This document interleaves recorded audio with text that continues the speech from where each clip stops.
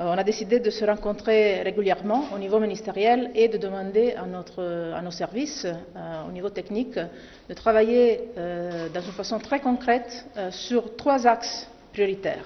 Premièrement, la lutte contre le terrorisme et le crime organisé, inclut le contrôle des frontières et le contraste au trafic de différentes natures, trafic d'êtres humains, trafic de drogue, d'armes, tout genre de crimes organisés.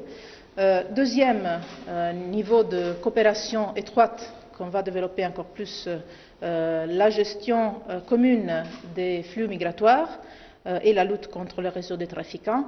En tant qu'Union européenne, pour ce qui concerne l'aide au développement, on va dédier plus de 5 milliards d'euros entre 2014 et 2020 et plus de 8 milliards d'euros au total si on considère aussi les programmes bilatéraux des États membres pour le développement.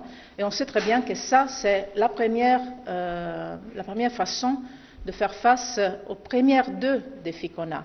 La lutte contre le terrorisme et la gestion des flux migratoires, parce que c'est en donnant de l'espoir, des opportunités de l'emploi à la jeunesse de la région qu'on peut effectivement faire face à ces défis.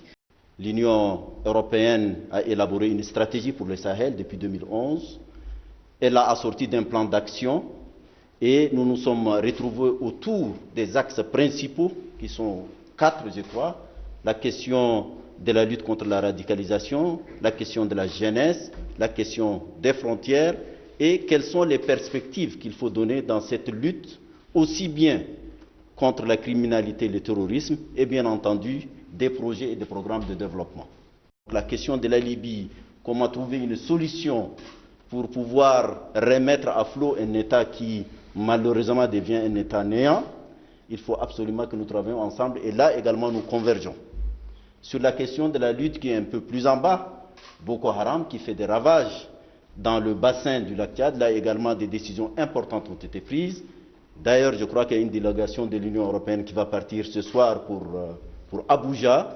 Nous, au niveau de la région, nous avons tenu un sommet le 11 dernier et il a été décidé unanimement d'opérationnaliser la force mixte multinationale qui également a reçu l'aide de l'Union européenne.